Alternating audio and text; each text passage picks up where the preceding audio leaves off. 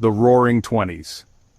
A decade of unprecedented change, innovation, and exuberance, America found itself on the cusp of a new age. Among them, a young man from Minnesota would capture the imagination of the world and etch his name in the annals of history.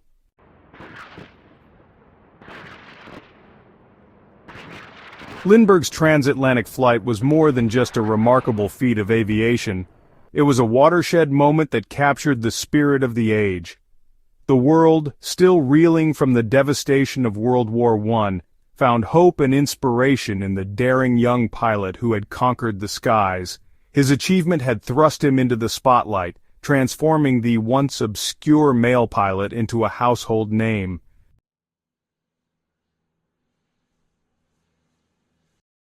In the midst of the whirlwind that followed his transatlantic flight, Charles Lindbergh found love. Anne Morrow, the daughter of the U.S. ambassador to Mexico, was a young woman of considerable intellect, grace, and spirit. Their marriage in 1929 was a national event, uniting two of America's most prominent families.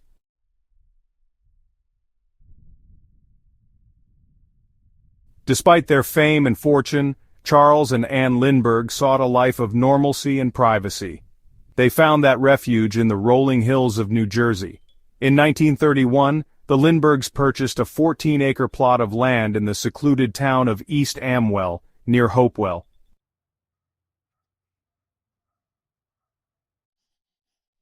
The Lindberghs spared no expense in creating a safe and nurturing environment for their young son. Security was also a top priority. The estate was surrounded by a high fence, and a guardhouse was manned at the entrance gate.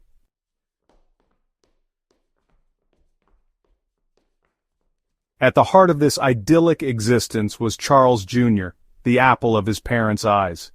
Baby Lindy, as he was affectionately known, was a bright and cheerful child, full of life and laughter. His arrival had brought immeasurable joy to his parents, and they doted on him endlessly.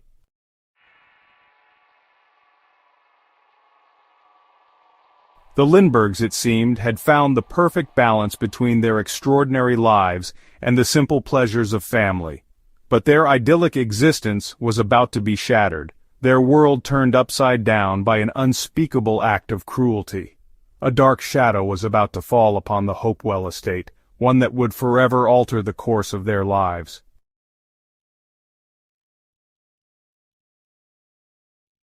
The night of March 1st, 1932, descended upon the Hopewell estate with a deceptive tranquility. Charles and Anne Lindbergh were settling in for the evening, their thoughts consumed with the routines of family life. Upstairs in the brightly painted nursery, 20-month-old Charles Jr. slept soundly in his crib.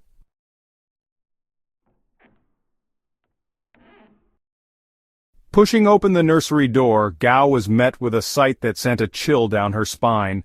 The crib, which only hours earlier had cradled the sleeping child, was now inexplicably empty. Charles, alerted by the commotion, rushed to the nursery, his mind racing to comprehend the unthinkable.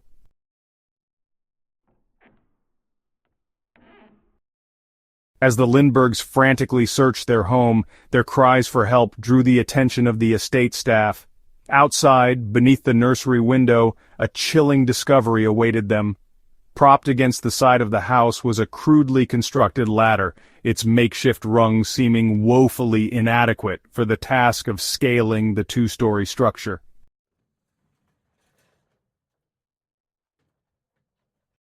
News of the kidnapping spread like wildfire, igniting a media frenzy the likes of which the world had never seen. From the bustling newsrooms of New York City to the small-town newspapers scattered across the country, the story of the missing Lindbergh baby dominated the headlines. America, a nation still reeling from the Great Depression, found itself united in a collective sense of shock and disbelief.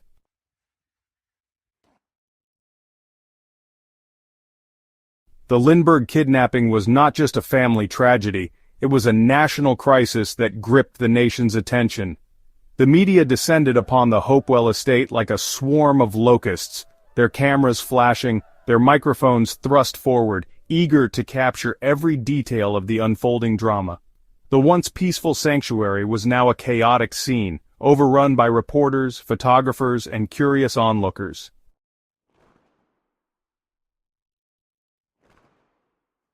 As the days turned into weeks, and the trail for Charles Jr. grew colder, a sense of desperation began to set in. The police, despite their best efforts, seemed no closer to solving the crime. Dr. John F. Condon, a retired Bronx school teacher, stepped forward, claiming to have been contacted by the kidnappers.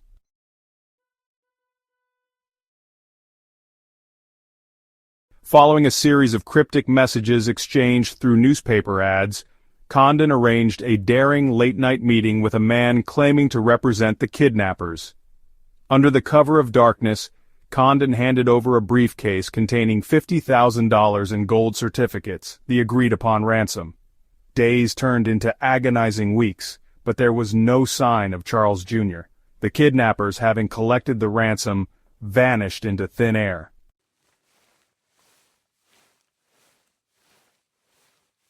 On May 12, 1932, more than 2 months after his disappearance, the unthinkable was confirmed. The body of Charles Lindbergh Jr. was discovered by chance, lying just a few miles from the Hopewell estate. The child, his tiny body decomposing, had been dead for weeks. The nation mourned, its collective grief palpable. The investigation, now a murder inquiry, intensified. 2 years later, a break in the case came from a seemingly mundane source. A marked $10 bill from the ransom money. The trail led to Bruno Richard Hauptmann, a German carpenter living in the Bronx. Hauptmann's arrest ignited a media firestorm. His trial, a spectacle that captivated the nation, was dubbed the trial of the century. Despite proclaiming his innocence, Hauptmann was found guilty and sentenced to death. On April 3, 1936, he was executed in the electric chair.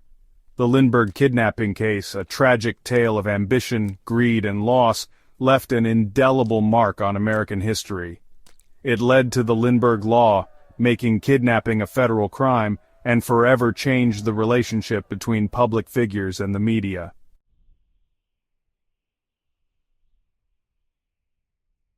The air hung heavy with tension and anticipation as Dr. Condon made his way to the designated meeting point, a secluded section of St. Raymond's Cemetery in the Bronx. The cemetery, shrouded in an eerie silence, seemed a fitting backdrop for the clandestine exchange about to take place. Condon, his heart pounding in his chest, clutched the briefcase containing the $50,000 ransom, a king's ransom cobbled together from contributions large and small, a testament to the nation's collective desire to see the Lindbergh baby returned safely. The kidnapper, who had identified himself in notes only as John, had instructed Condon to place the money near a specific monument, a towering obelisk half hidden by overgrown ivy. The instructions were precise, detailed, and chillingly devoid of emotion. Condon, his eyes constantly scanning the shadows, moved with a cautious determination, his every sense on high alert. He found the monument with little difficulty, its cold, imposing presence seeming to amplify the sense of foreboding that had settled over him. Placing the briefcase at the base of the obelisk, Condon retreated a short distance, his eyes never leaving the spot where he had left the money. He felt exposed, vulnerable, a lone figure caught in a web of deceit and desperation.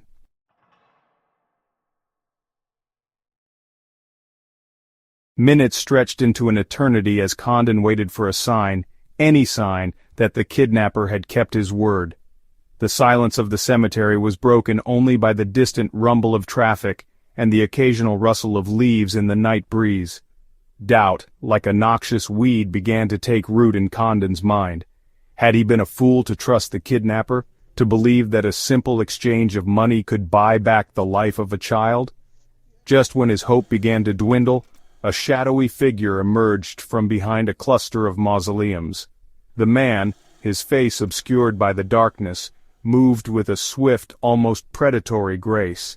He approached the monument, his eyes darting back and forth as if checking for any sign of a trap. Condon watched from the shadows as the man picked up the briefcase, his heart pounding with a mixture of relief and trepidation.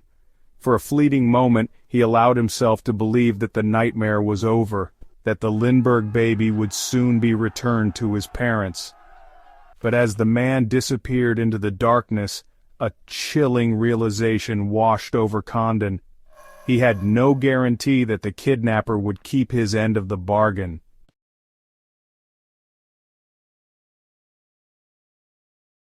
Days turned into agonizing weeks, but there was no sign of Charles Jr. The kidnappers, having collected the ransom, had vanished into thin air, leaving behind a trail of broken promises and shattered hopes.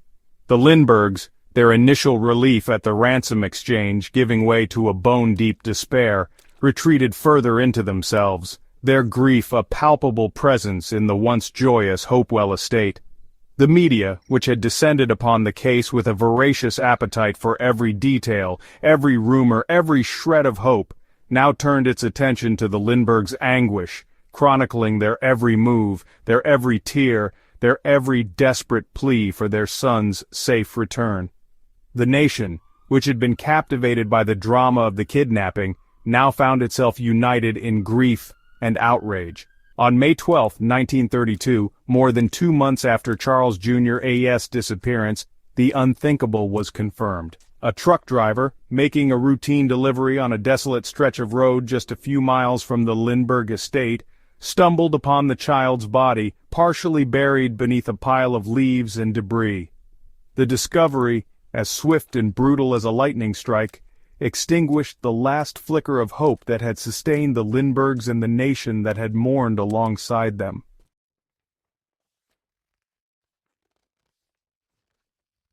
The discovery of Charles Jr.'s remains, a tragedy that shook the nation to its core, transformed the Lindbergh kidnapping case from a desperate search for a missing child into a grim pursuit of justice for a heinous crime.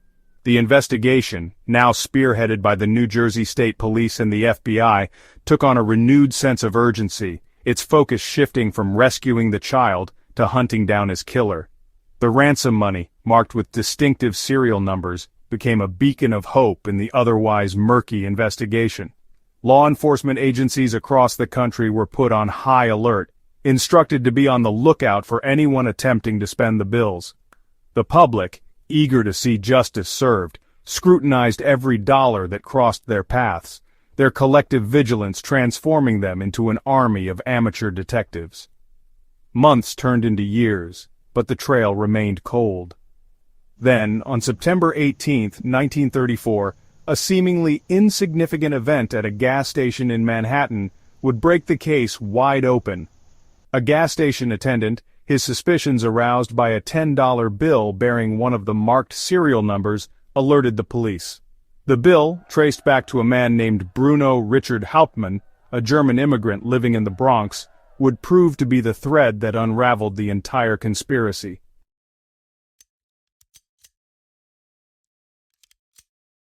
Hauptmann's arrest on September 19, 1934, sent shockwaves across the nation.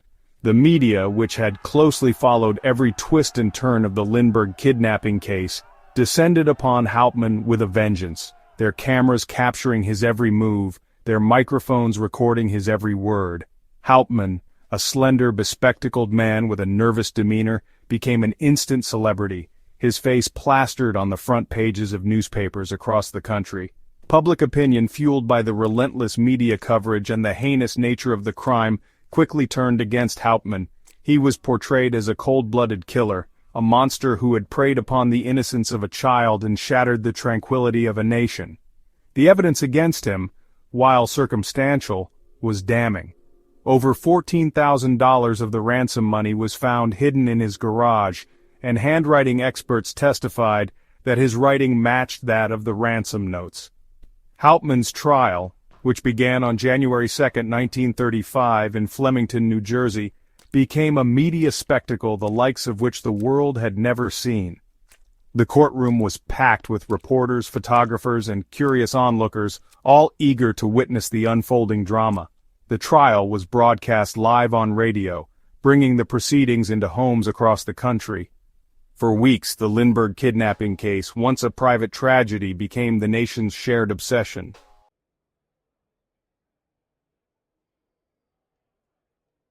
Despite the weight of evidence against him and the relentless scrutiny of the media, Bruno Richard Hauptmann maintained his innocence throughout the trial.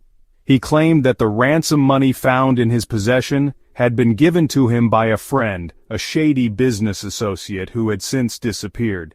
He argued that he had been framed, targeted by the police because he was an immigrant and an easy scapegoat. His defense attorneys, led by the renowned Edward J. Riley, mounted a vigorous defense, highlighting inconsistencies in the prosecution's case and questioning the reliability of the eyewitness testimony.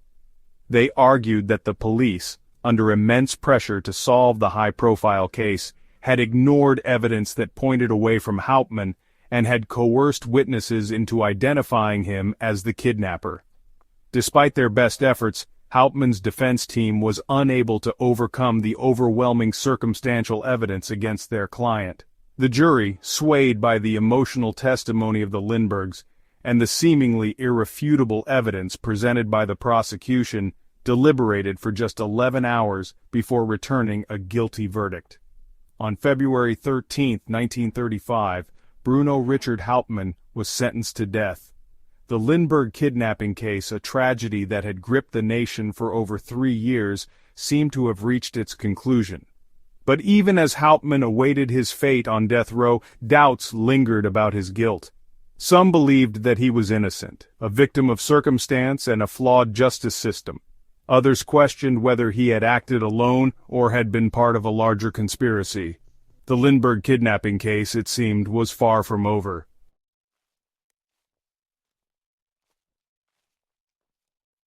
The execution of Bruno Richard Hauptmann on April 3, 1936, did little to quell the national obsession with the Lindbergh kidnapping.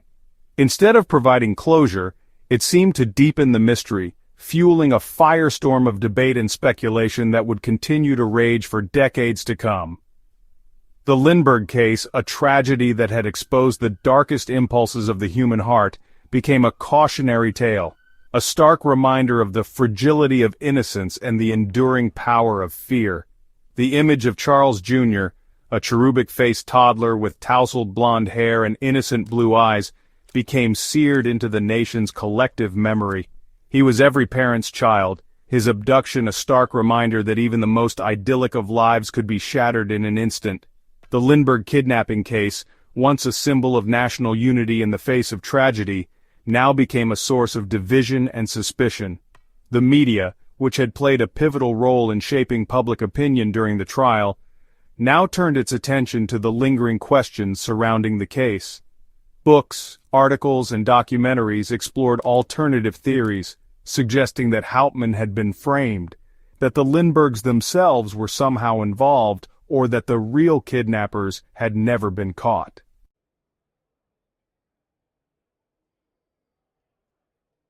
The Lindbergh kidnapping had a profound impact on American society, leading to significant changes in law enforcement, media coverage, and public perceptions of crime and celebrity.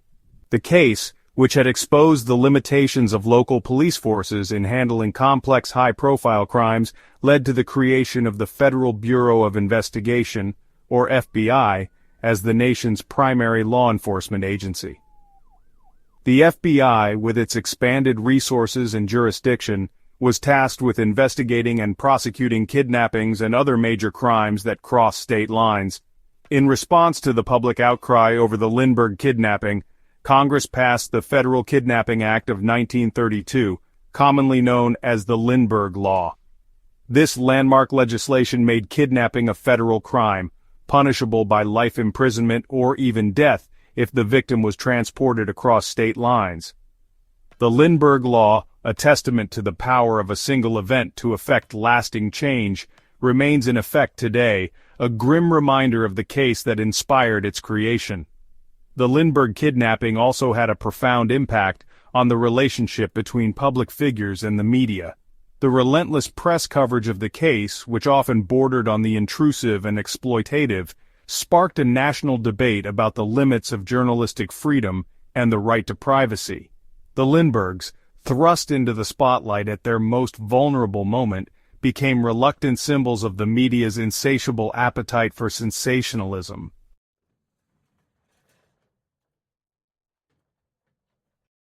Despite the passage of time, the Lindbergh kidnapping case continues to fascinate and haunt the American psyche. The case, with its cast of compelling characters, its tantalizing clues, and its enduring mystery, has inspired countless books, documentaries, and fictionalized accounts, each attempting to shed light on the events of that fateful night in March 1932. Some researchers, convinced of Hauptmann's innocence, have dedicated their lives to poring over the evidence, searching for the missing link that will exonerate him. Others, drawn to the allure of conspiracy theories, have proposed alternative scenarios, suggesting that the kidnapping was orchestrated by organized crime, or even by members of the Lindbergh family themselves. The Lindbergh kidnapping case, like a puzzle with missing pieces, continues to defy easy answers.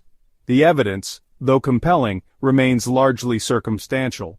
The motives, shrouded in speculation, may never be fully known. The passage of time, while dimming some memories, has only served to deepen the mystery, transforming a tragic historical event into an enduring enigma. The Lindbergh baby kidnapping, a crime that shocked the world and forever altered the lives of those touched by its tragedy, continues to serve as a chilling reminder of the fragility of life, the randomness of fate, and the enduring power of the unknown. It is a story that transcends its time, resonating with each passing generation, a testament to the enduring human fascination with mysteries that defy easy answers.